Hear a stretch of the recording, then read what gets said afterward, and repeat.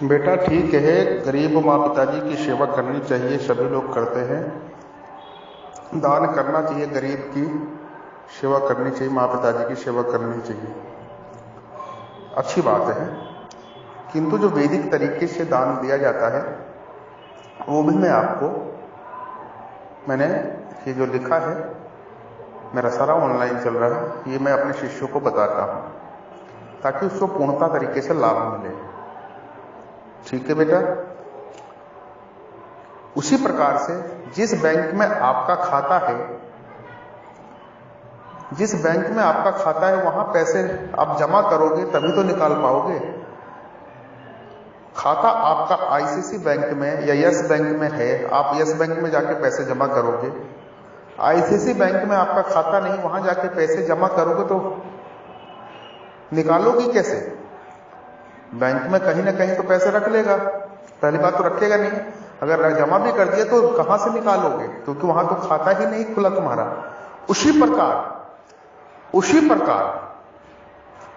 उसी प्रकार दान का महत्व है। जब आप गुरु दीक्षा लेते हो अपने गुरु से, किसी भी ब्रह्मनिष्ठ गुरु से, ब्रह्मनिष्ठ गुरु से गुरु दीक्षा लेते हो, गुरु शिक्षा लेते हो, गुरु मंत्र ज्ञान लेते हो, तो ये गुरु मंत्र दान का अपना एक महत्व है जीवन में। गुरु मंत्र दान का अपना एक महत्व है जीवन में। गुरु शिव स्वरूप होते हैं। गुरु तत्व है, शिव स्वरूप है। तत्व शिव स्वरूप है गुरु का तत्व से। प्रत्येक जीव में शिव का विराजमान है, और जो गुरु होते हैं, ब्रह्मनिष्ठ होते हैं, वो शिव स्वरूप होते हैं। तब वो आपका एक आध्यात्मिक मन, एक खाता खोलते हैं डोनेशन का।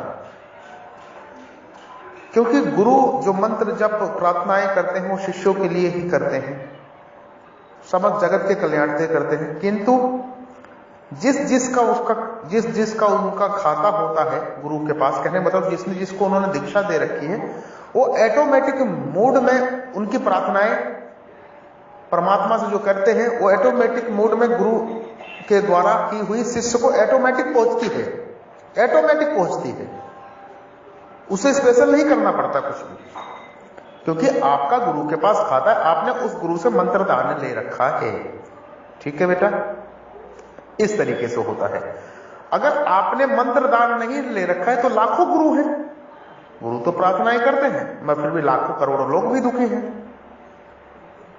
ये उसी प्रकार है, अगर जिस बैंक में आपका खाता है वहां आप पैसे जमा करती हो, तो बैंक वाला महीने 2 महीने में जो भी ब्याज क्रेडिट करता है, अगर आपका खाता है तो जो भी अगर 10,000, 20,000, 50,000, 1 लाख रुपए जमा है तो उसका ब्याज आपको पर महीने मिलता है। ऑटोमेटिक मोड में लगा होता है, क्रेडिट हो जाता है ब्याज। चाहिए आपको 50 रुपए बने, चाहिए 5 लाख ब्याज बने, चाहिए 5,000 बने, चाहिए 5 रुपए बने, चाहिए 5 पैसा, वो ब्याज बिल्कुल ऑटोमेटिक मिलता है। अगर उस बैंक में खाता ही नहीं है तो ब्याज क्या मिलेगा और क्या आपको धन मिलेगा? आपने खाता नहीं खुलाया और धन आपने उस बैंक में जमा कर दिया, आपका अकाउंट नहीं है, और आप 1 महीने या 2 साल बाद जाते हो, कहते हो मैंने यहां इतने 5 लाख रुपए जमा करे हैं, मुझे पैसा दो। बैंक वाला कहता है क्या अकाउंट नंबर है, पासबुक दो या अकाउंट नंबर बताओ। आप कहते हो वो तो मुझे मालूम नहीं, मेरा अकाउंट तो नहीं है। तो बैंक वाला क्यों आपको पैसे देगा? बिल्कुल नहीं देगा। क्यों देगा आपको पैसे? नहीं देगा बैंक वाला पैसा। इसलिए नहीं देगा क्योंकि आपका वहां पे खाता नहीं है, तो पैसे क्यों देगा वो? सबसे पहले नियम होता है कि बैंक में आप अपना आईडी प्रूफ, एड्रेस प्रूफ देके अपना एक खाता खुलाते हैं। खाता खुलवाते समय आप उसमें 10,000, 5,000 रुपए डिपॉजिट करते हैं, जो भी उस बैंक का नियम है। सैलरी अकाउंट होता है तो 0 रुपए से खुलता है। अगर वैसे सेविंग खुलवाते हैं तो 1,000, 2,000, 5,000, 10,000 से खुलता है खाता। ये नियम होता है बैंक का। प्रत्येक बैंक का अलग अलग बैंकों का अलग अलग नियम होता है। उनका एक नॉर्म्स होता है, उनका एक संविधान होता है, उनका एक कानून होता है। प्रथम बात। दूसरी बात मैं कह रहा हूं कि जैसे कि आपने यस बैंक में खाता खुलाया तो आप जाके यस बैंक में ही पैसे जमा करेंगी या ऑनलाइन ट्रांसफर करेंगी तो यस बैंक में ही करेंगे आप। करेंगी या करेंगे? यस बैंक में ही करेंगे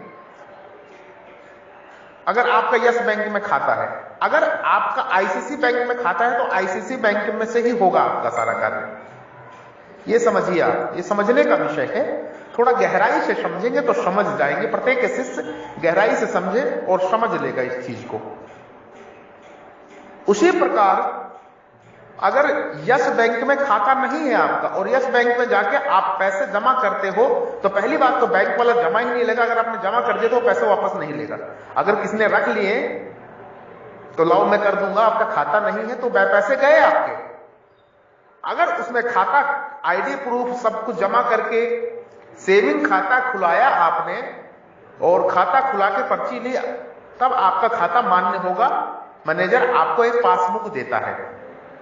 जब भी आप बैंक जाओगे पासबुक लेके जाओगे, उसमें जो भी आपका पैसा जमा है वो उसमें दिखेगा और क्रेडिट होता हुआ दिखेगा।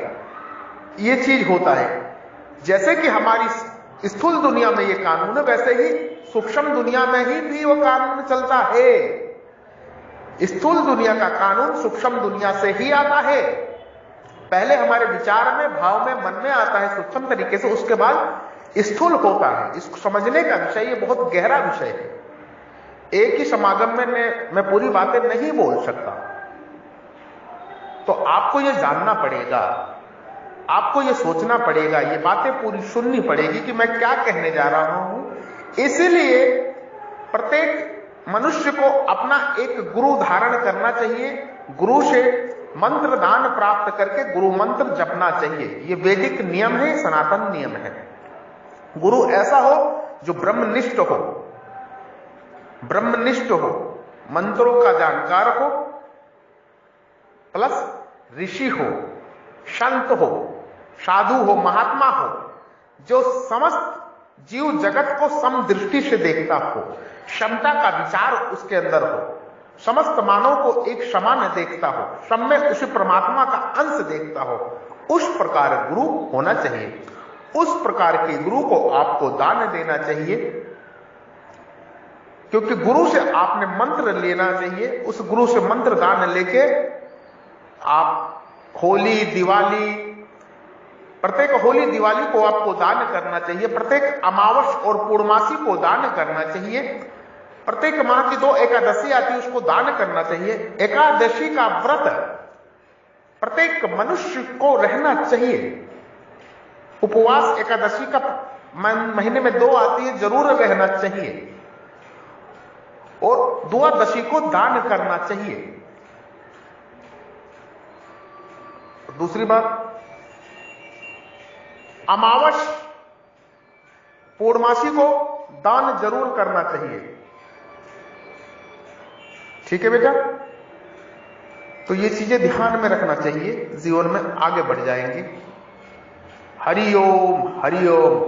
ओम नमो नारायणाय, ओम नमो नारायणाय, ओम नमो नारायणाय।